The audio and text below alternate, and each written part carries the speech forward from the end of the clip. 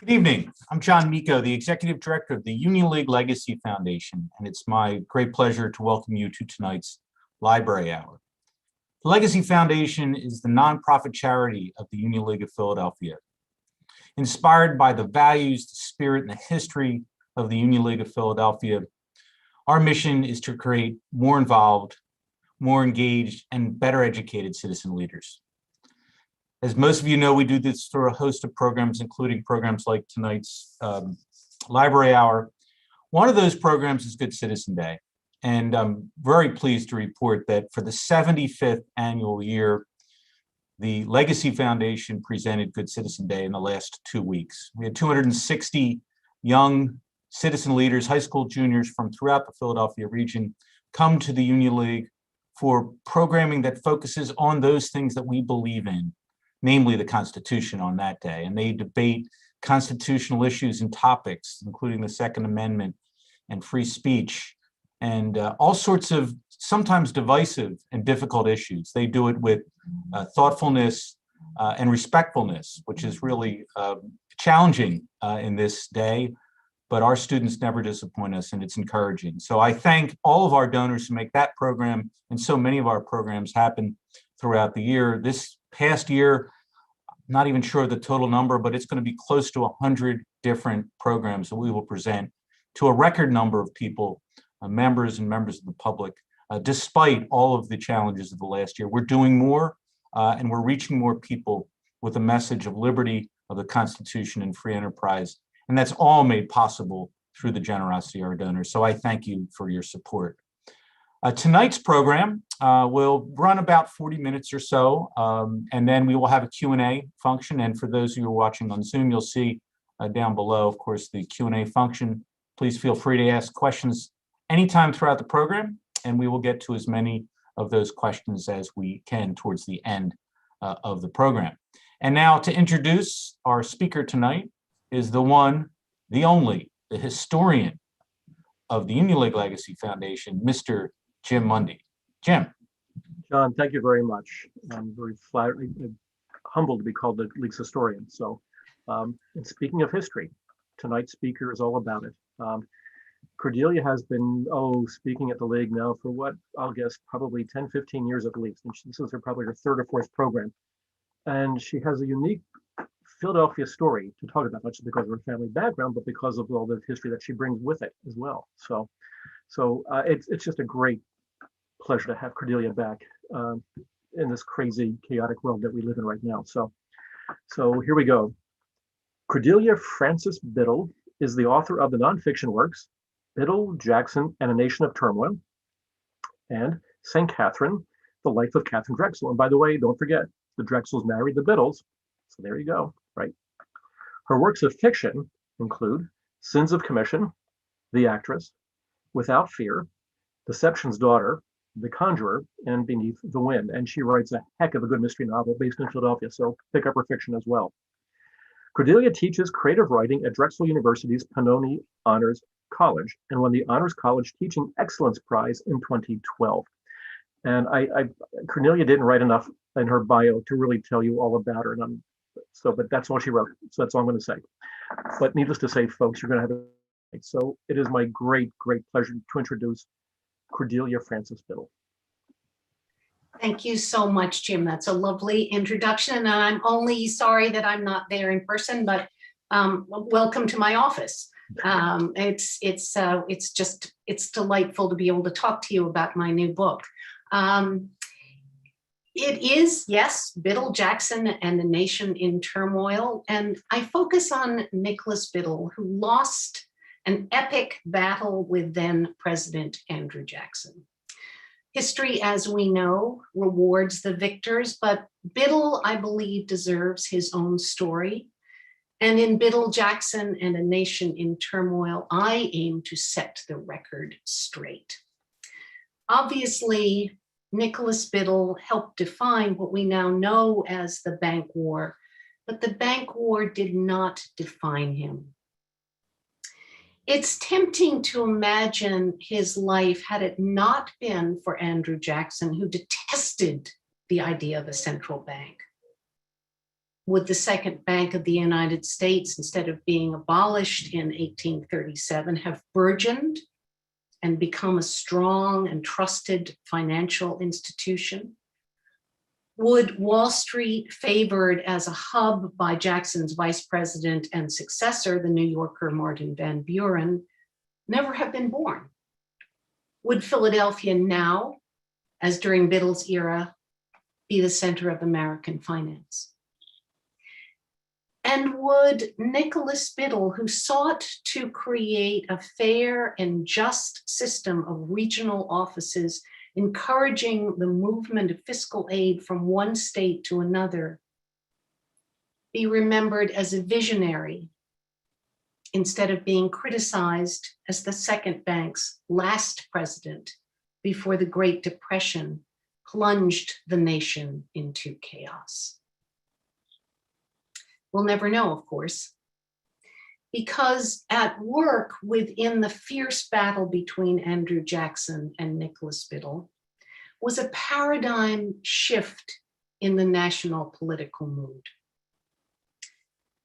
In retrospect, this shift seems inevitable. The ruling class, if you will, versus a rising group of laborers and self-made men who wanted no truck with the status quo. I say self-made men because women couldn't vote. As president, Jackson was a populist hero who appealed to a constituency that had previously felt marginalized, many of them rural or less educated urban dwellers. However, his popularity came at a cost to the nation. The divide between classes, between states, between slave owner and abolitionist grew. That division wasn't coincidental or haphazard. It was fed by political rivalries, pitting one party against another, in this case, the Whigs, mostly Northern, versus the Democrats, who were mostly Southern. Mistrust bordered on hatred. Neither Biddle nor Jackson were exempt from the slander during their epic struggle. For Biddle, whose nature tended toward evaluation and persuasion, being publicly pilloried must have been galling. Jackson, though, as we know, relished a good fight. As Thomas Jefferson told Daniel Webster in 1824, quote, "I feel very much alarmed at the prospect of seeing General Jackson become president. He is one of the most unfit men I know of for such a place. He has very little respect for laws or constitutions. His passions are terrible.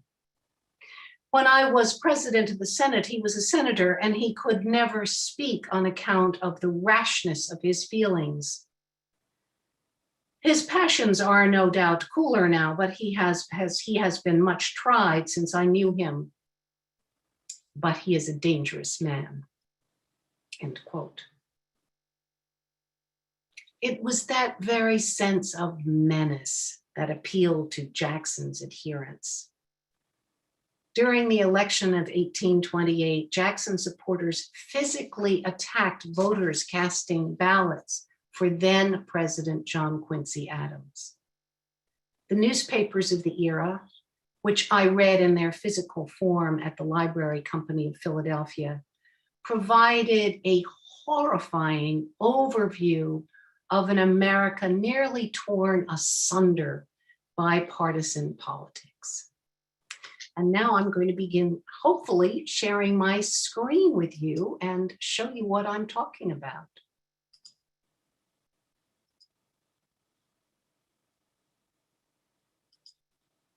So here you have a political cartoon from the era, King Andrew I, as you see, treading on the Constitution. And here is the mature Nicholas Biddle. So I'm pitting these two men against one another, or actually they pit themselves against one another. When President Andrew Jackson vowed to kill the central bank in 1832, he set in motion the divisive bank war that culminated in 1837 and almost bankrupted the entire nation. Jackson and his supporters felt deep antipathy toward the idea of a central bank, believing it benefited only the wealthy. As early as 1810, the Pennsylvania legislature had argued against the recharter of Alexander Hamilton's first Bank of the United States, which was due to expire in 1811. Nicholas Biddle was then a 25-year-old neophyte legislator.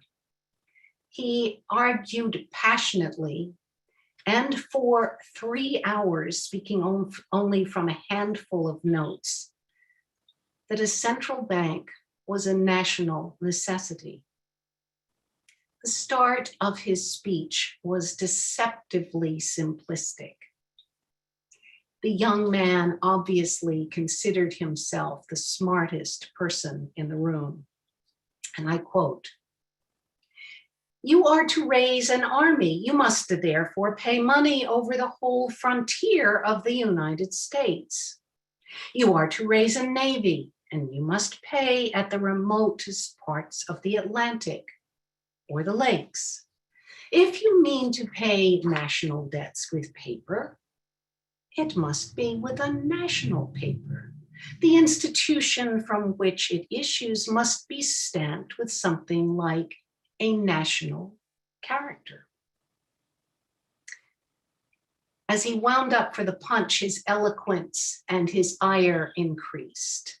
And I quote again, "In this situation, without credit or money, while your commerce is stopped and your manufacturers languish, do you think its effect will be confined to the city?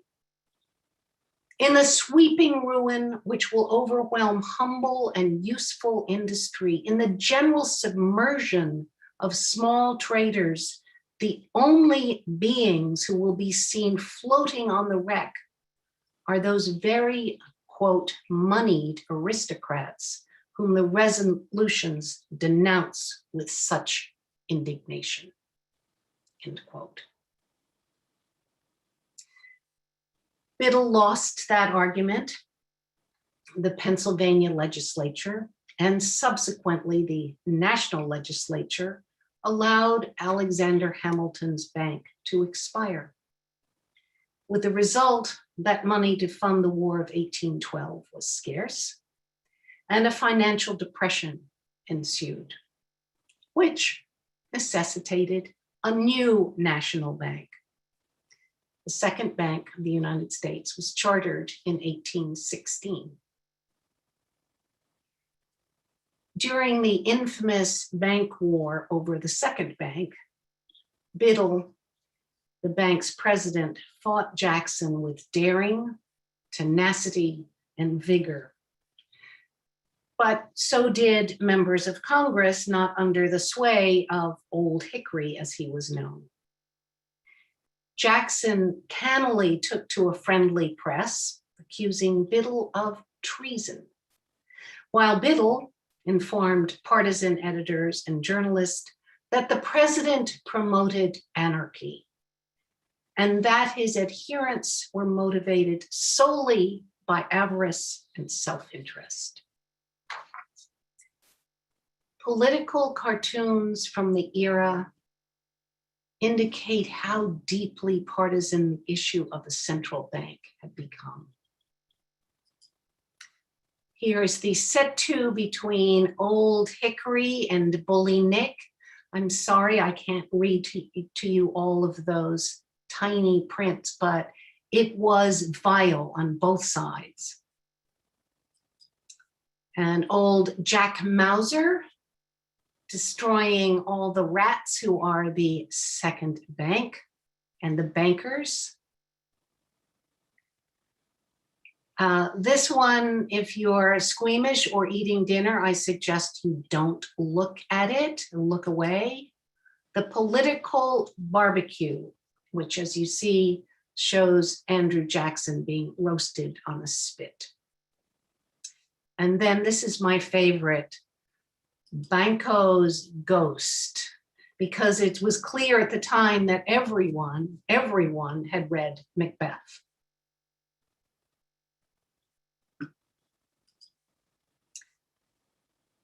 That was only one aspect of Nicholas Biddle's life. He was a far more intriguing person than a prim and proper 19th century financier.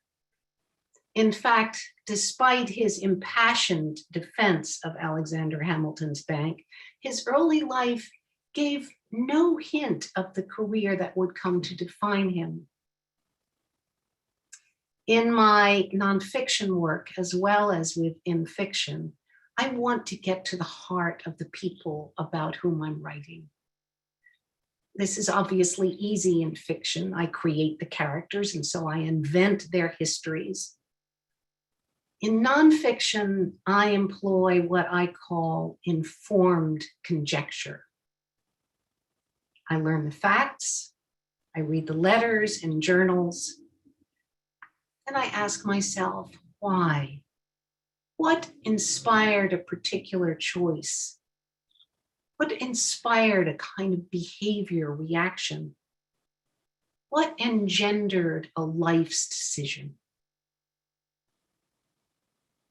Born in 1787, Nicholas Biddle was a child prodigy who graduated from what is now Princeton University at the age of 15, the youngest person to this day to do so. Don't imagine he was a very mature 15, though. Letters back and forth with his parents show a very young man. He was trying to impress his classmates and their female friends. He couldn't keep his finances in order, no matter how hard he tried. His mother fretted that he wasn't eating properly, his father that he wasn't getting enough exercise. In other words, in today's parlance, a fairly typical and geeky teen. His native intelligence and good humor eventually won the praise of his peers, who asked him to join the Cliosophic Society, a literary and debating club, where he was nicknamed Grammaticus. I'm not sure whether that name was intended as praise or criticism. Upon graduation, he found himself at loose ends. His father, Charles, arranged to have his son appointed as personal secretary to the American minister to France, John Armstrong. The year was 1804. The young man left home earlier than his parents had anticipated due to an unforeseen guest. That guest was Aaron Burr, a longtime friend of Charles who had fled to Philadelphia after shooting Alexander Hamilton. Burr attempted to use his own Princeton education and connections to appeal to Nicholas, imagining they could form a collegial bond, but young Nicholas had nothing to do with him. He snubbed him and left home. From 1804 to 1807, he traveled through Europe and Greece. In France, he aided in translating portions of the Louisiana Purchase and met the Marquis de Lafayette, whom Biddle later advised on financial matters. He attended Napoleon's coronation, saving the ticket stub, which is now in the archives in Andalusia, and gushing in his journal, "What a sight is this for a philosopher." So as you see, still quite a young man. Biddle's European journals provided a wealth of detail. I found them at the Historical Society of Pennsylvania, where they had been believed lost. I wept when I found them. I had to leave the room because I was afraid that my tears would end up on these very rare documents. And by happenstance, I was rereading War and Peace at the time, and I began to wonder about Biddle's purpose for traversing Europe at the height of the Napoleonic Wars. Again, let me reference the Library Company's excellent collection of historical newspapers that make it clear that we Americans were extraordinarily anxious about Bonaparte's movements. That seems odd now in retrospect, but if you consider how difficult it was for news to travel and how long it took, if you were living in New Jersey, you might have actually wondered whether the ship you saw in the distance was one of Napoleon's. That may seem far-fetched, but given the amount of space and worry that the newspapers devoted to Napoleon and his battles, it may not be as far-fetched as it sounds. Young Biddle's journals are deceptively breezy, accounts of famous dinner companions, notable architecture, a supper taken with Lord Elgin, whom the young man privately accused of being a thief and pilfering the famous marbles from Athens, and he used the word thief. There was no mention of battlefields or troop activity, which he must have seen when he traveled from France into occupied Austria. It wasn't until he reached Greece and was, quote, I quote from his journals, safe from the noisy cannonades of Europe, did he mention the wars that were consuming the continent. In today's parlance, he had a perfect cover. The young scholar out to discover the world. It helped that he had a almost photographic memory and that he had by then had mastered many languages. Lending credence to the theory that he was acting as a confidential agent, Biddle journeyed to Washington to confer with President Thomas Jefferson immediately upon returning to the United States.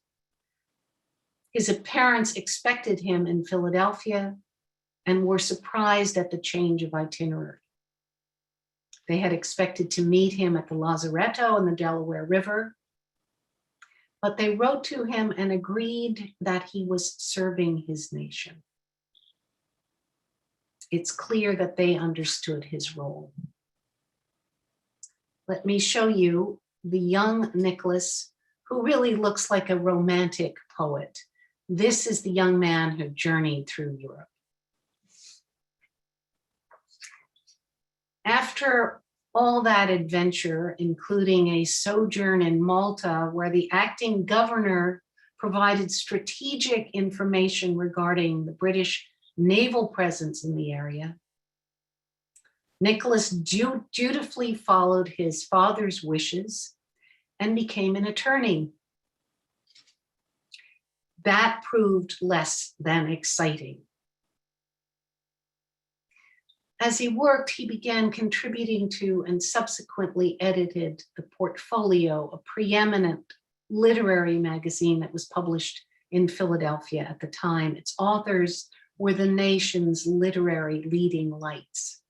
Charles Brockden Brown, one of the creators of the genre Philadelphia Gothic, Benjamin Rush, who signed himself as Marcellus, and John Quincy Adams, who had been the Harvard classmate of Joseph Denny, the magazine's original editor, before acute alcoholism took its toll.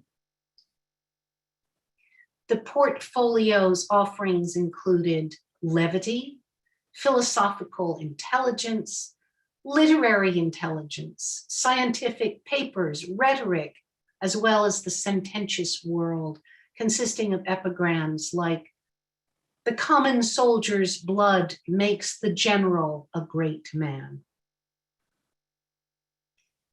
The publication's credo asserted, one of the most essential duties of a literary journalist is not only to take care that the republic of letters should suffer no detriment, but that the dignity and honor of the wise and the learned should be constantly indicated to all who aspire to intellectual eminence.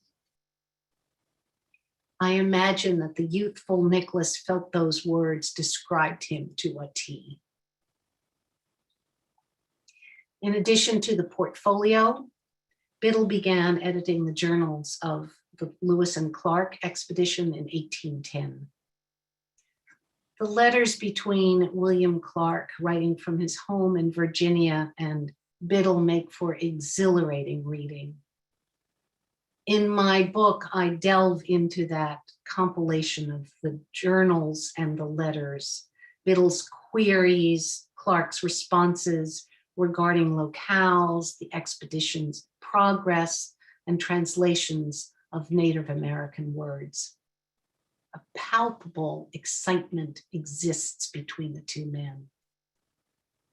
One shaping words and experiences into a cohesive form, the other reliving an extraordinary adventure. The letters reside in the Library of Congress, and they still enthrall. Despite Biddle's often sloppy handwriting, and I mean sloppy, almost to the point of being illegible. But you can sense speed and awe in every pen stroke. Nicholas Biddle's close relationship to James Monroe dates from the young man's European travels. Monroe was then acting as minister plenipotentiary to Great Britain. Biddle served as his private secretary, resulting in a lifelong friendship between the two men. Although Biddle was clearly at pains to impress his mentor, those early letters are full of marvelously tortured phrases, lines excised, lines inserted. You could almost see the young man struggling, as you can see from this. That letter is among newly discovered correspondence between Biddle and President James Monroe. They were a gift from a Biddle descendant, not me, to Andalusia, Biddle's country estate. The letters are in their draft form, and they are markedly different from the official correspondence in the Library of Congress. I'm the first author to examine these documents. Much of the correspondence was designated confidential. Biddle excised words and phrases, making the final versions politically prudent and innocuous. Comparing the draft and final versions of the letters, it became clear to me that Biddle was also acting as Monroe's confidential agent during the years 1818 and 1819. A mysteriously designated O or Mr. O kept reappearing within the letters, the draft correspondence. It wasn't until I'd made the connection to the Adams-Oneath Treaty that I discovered Oneath's true identity. He led a shadow Spanish legation based in Philadelphia. He and Biddle had social contracts. Biddle introduced him to Monroe. During the Missouri Compromise, Monroe again turned to Biddle, depending upon him to secure critical votes from Pennsylvania legislators in order to pass the bill. Given Biddle's early life and his wide and varied interests, presiding over the nation's central bank was really a surprising outcome. Again, there was a Monroe connection, and again, it involved serving as President Monroe's eyes and ears during the scandal-ridden inception of the Second Bank of the United States, when the then directors were accused of graft, incompetence, and even theft. As a new director, Biddle was appalled at what he discovered. In an octavo volume entitled The Commercial Digest, he made recommendations for improvements altering officers' term limits, branch reporting, voting, and prescribing any officer from engaging in share speculation. He also examined the laws of foreign nations regarding commerce and tariffs. Here is, as you know, the Second Bank of the United States. In 1823, at the age of 37, he assumed presidency of the bank. A letter in the Historical Society shows him responding to a branch chair in Savannah, signing his name with a large flourish and adding in small block letters, "The president of the bank you states," when it fell to almost nothing. When I discovered that letter, I felt it encapsulated his nascent high spirits, as if the boy at Princeton remained an integral part of the man's adult nature. I'll also add that he was fond of writing witty rhyming couplets all of his life, some successful, some cringeworthy. He may have presented a serious figure while strolling Philadelphia's streets, but he was also a gregarious person who loved to entertain at his home on Spruce Street as well as out in Andalusia. His wife, Jane, was a homebody and far less enthusiastic. Despite Biddle's jocular aside when being named bank president, a family history of service to country was in his DNA. One uncle served in the First Continental Congress. His father fought in the Revolutionary War and subsequently served as vice president of Pennsylvania. The uncle for whom he was named died a hero during a 1778 naval engagement with a larger British vessel. Nicholas Biddle had been instilled with a sense of noblesse oblige since birth. And here are photographs of Andalusia, his country estate as it looks today.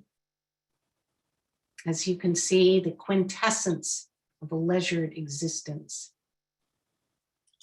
And here is Jane Craig Biddle, painted by Thomas Sully. Biddle's fight with Jackson was as much a clash of cultures as it was of ideology.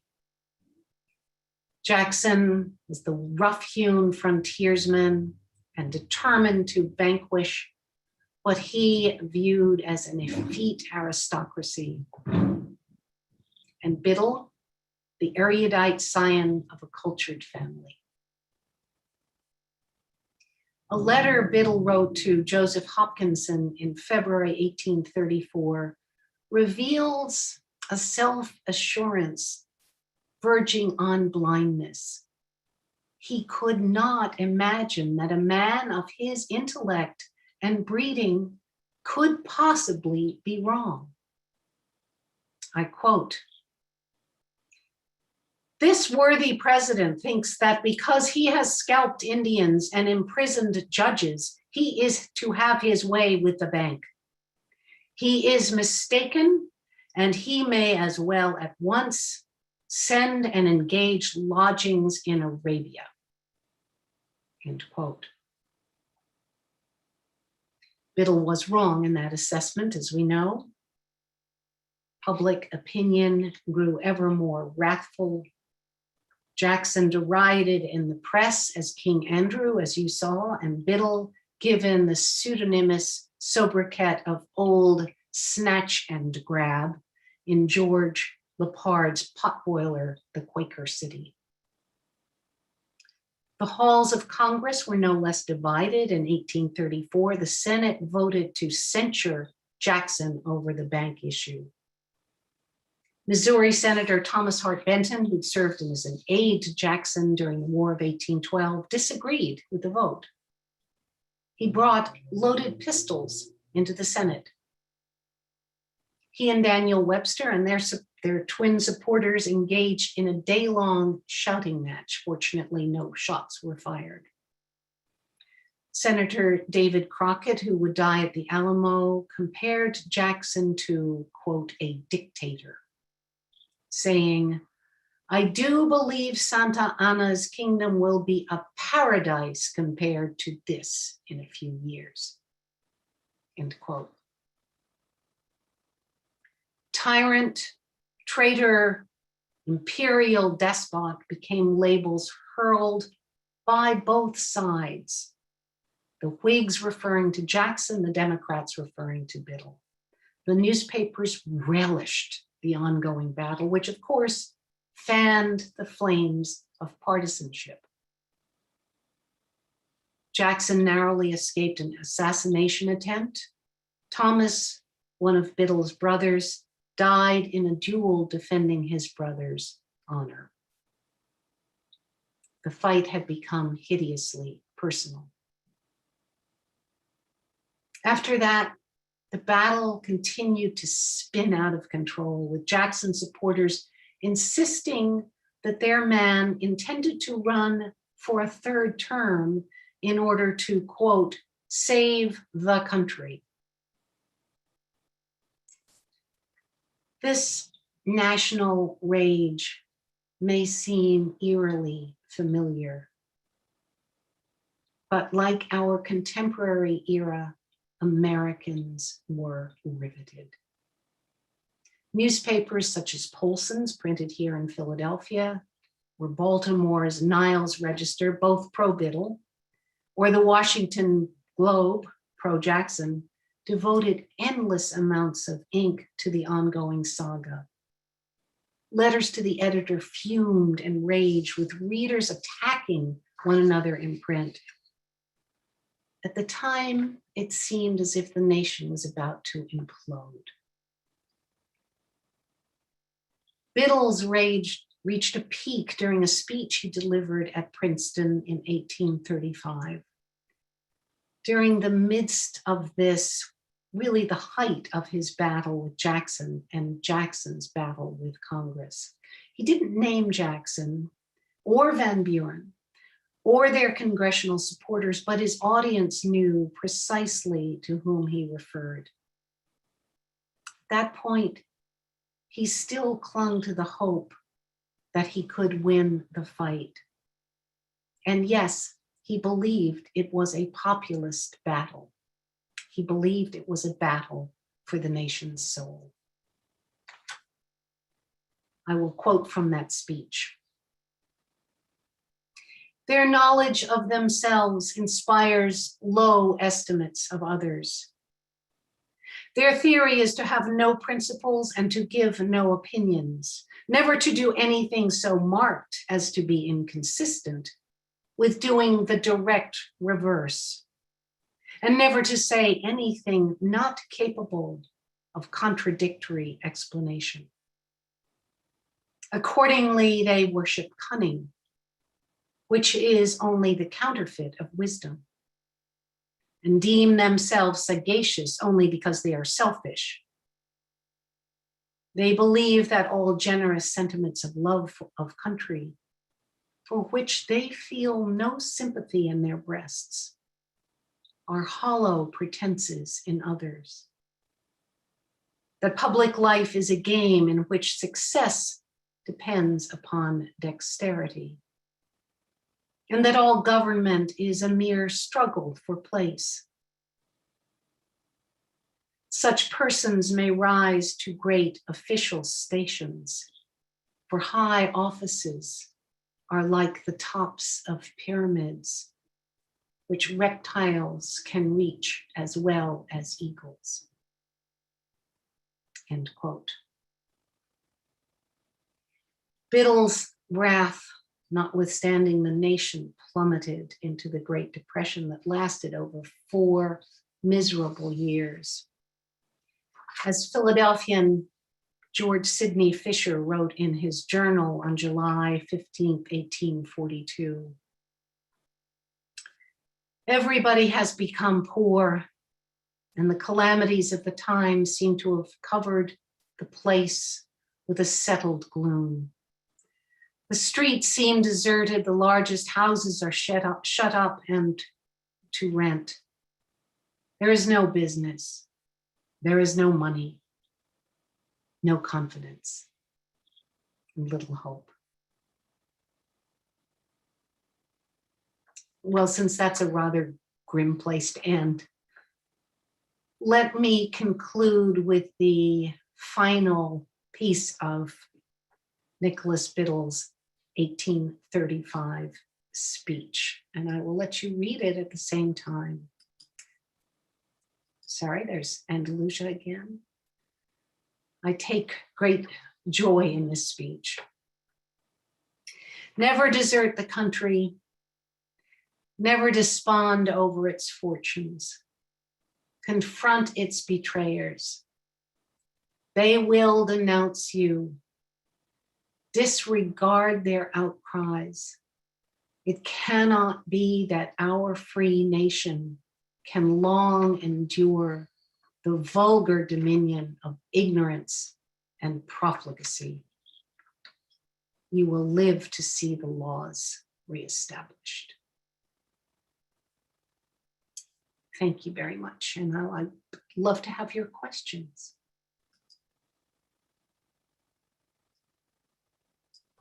All right. You've got me, Cordelia. Sorry. All right. Here goes. Okay, let me see what we've got here.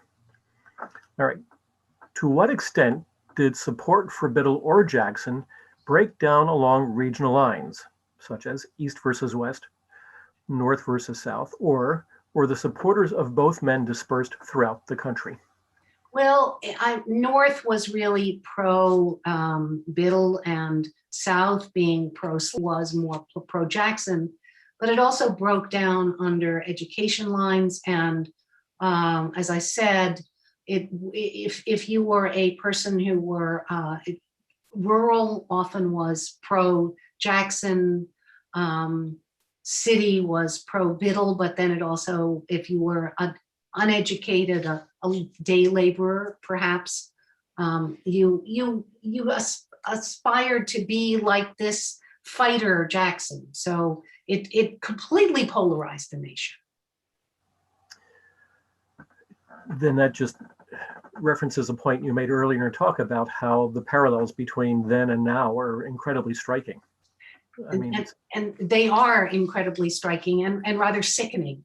And it was very difficult to work on this book and see what was happening in our own nation at the same time. I felt it was deja vu, but it also gave me a sense of hope because I knew the outcome, and I knew that, you know, the nation righted itself after this kind of cataclysmic. I mean, if you imagine voters attacking other voters and polling places being attacked and physically attacked, and not just people chanting in the streets, but fires being set, it was chaotic. And as I said, the newspapers fanned the flames of that partisanship. Sure. And much the way, well, media has changed, but it's still doing the same. Oh, but they are selling newspapers. So if it Yeah, bleeds, it leads, as they say. Right. Yeah. So now we're selling commercial time on TV instead. Yeah, So what the heck? No, and it's interesting because, and this is personal, but it's completely objective as an historian. Your closing slide there with Biddle's, 1835 speech almost sounds like something Lynn Cheney was saying. So it's like, I wonder if she read Biddle. I wonder. But anyway, like this too shall end. So, but we'll see what happens. But anyway, just as an aside, I actually found his handwriting pretty easy to read, just so you know. Oh, if I'd only had you with me. Oh, I found it so difficult. And, going to the Library of Congress and reading the finished letters, I had no idea to what he was referring. They were so dull. Pursuant to our conversation, this is to Monroe, I agree. That was it.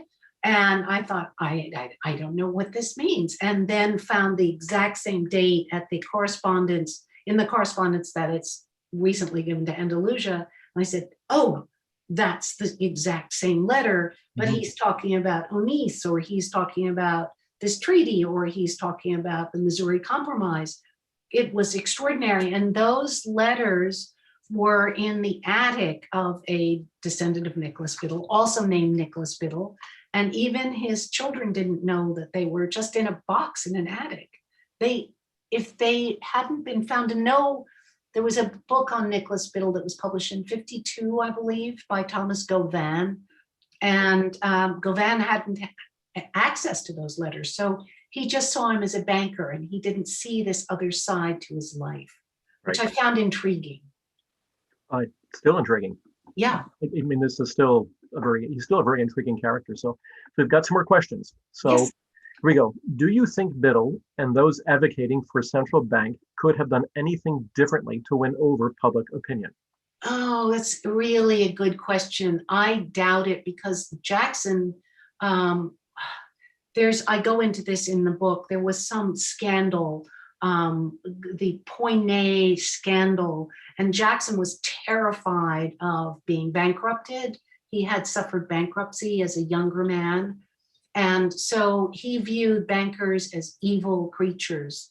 And it may also be that his supporters were mistrustful, that after all, if they were farmers, did they need to have money move from one place in the country to another? They really didn't understand the role of a central bank and how vital it was. So I'm not sure it could have been different. Now, the beginning of the second bank was fraught with scandal, so that didn't help the situation. Right. Sure. Yeah, that never does. No. Ever. Alrighty, next question. What were Jackson's stated policy reasons for opposing a national bank? He simply didn't believe it was necessary. He believed that a bank should be a state bank. And there again, it gets back to states' rights. So then it's leading almost into the Civil War. This is what we believe as Southerners. This is what we believe in South Carolina. This is what we believe in Tennessee. We don't need a bank that's based in Philadelphia. We're in Tennessee. Why don't we have a bank in Tennessee? And we don't care about you people.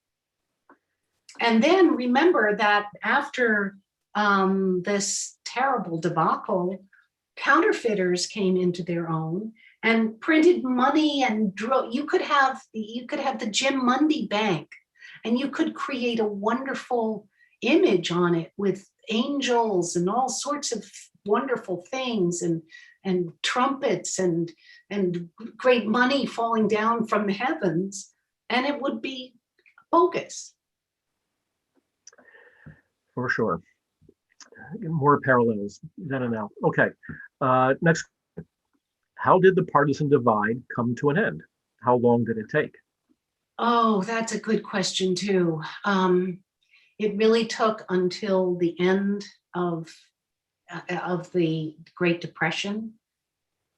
However, the states' rights people continued to believe in states' rights, and you can almost see the buildup toward the Civil War. Okay. I've got another question here for you. How long did Biddle live after the conflict with Jackson? What matters occupied his final years? He was really broken in health by this, and he lived for a few years. He moved to Andalusia. He retreated. He no longer entertained on the grand scale that he had entertained on. And I found his, he was compiling a history for himself. And that was very moving because he sort of pulled together all of the letters that he'd written, the speeches he delivered, and he was compiling a scrapbook when he died. And you can see when he died because the next page is blank. And finding that, I think I was the first person to open the paper that it was in which it was wrapped, and you see the different images affixed to different pages crookedly because he was failing in health, and then all of a sudden the next page is blank, and it still haunts me. Yeah. All right, just some observations. Number one, a little bit of Biddle family history, perhaps, because we saw his wife's portrait done by Sully, and her maiden name was Craig. So I wanted to point out to the members that the next time you drive to the Torresdale golf course on Frankfurt Avenue, just about a block or two away, is an Episcopal church. We've mentioned this before a few times. And in the church cemetery, you will find both Craigs and Biddles. So the family ancestors are buried there. So it's a kind of not a direct connection to the league, but it's a sure interesting one that they're so close geographically. So just wanted to point that out to league members, and it's a wonderful cemetery to walk through, for what it's worth. And then secondly, I wanted to ask, and I think I know the answer, but do you think that Biddle would have joined the Union League in December of 1862? Oh, absolutely, absolutely. I mean, he would. Yes, I mean. Had he lived, yeah. Yes, he was an abolitionist, absolutely. Mm-hmm. And populist, as I said. I mean, he considered himself a populist. Yeah, and obviously, which is wonderful. I mean, it's although so did Jackson in a way, though. So I find that. Well, Jackson did, and so Biddle. It's fascinating. How could they have ever had a meeting of the minds? I don't know. It's just sort of interesting to imagine them meeting up with each other in Philadelphia. Mm-hmm. Sure. Yeah. No. Yeah. I don't think that would have happened. But I agree with you. I do think that Biddle would, had he been alive, he would have joined the Union League. Yes, he would have, Mm-hmm. and he would have enjoyed every dinner there. He would have regaled people with his terrible poetry. He loved to tell stories. He was such a gregarious man. It's really, and he was a wonderful writer. I can imagine him. Next time I come to the club, the Mm-hmm. league, I will walk through there and imagine him there. Well, let me know when you come. Okay. All right. We'll have a little, greeting party for you. So, and we look forward to the day when you can come back into the clubhouse itself. I do too. So we're just about out of time, Cordelia. So that was just a wonderful piece of both family and Philadelphia, and of course, national history, all wrapped up into one. So I thank you so much. It was a great pleasure listening to it. Thank you. And thank you for all the hard work you did putting that talk together for us. We appreciate it very much. So, Well, I was delighted to write this book and delighted to discover the story of this man. absolutely. And people can learn more on your website, Cordelia FrancisBiddle.net. Yeah. Okay. All right. So folks, league members, anybody watching, don't forget, you can do more research on Cordelia's website. So on that, Cordelia, thank you very, very much.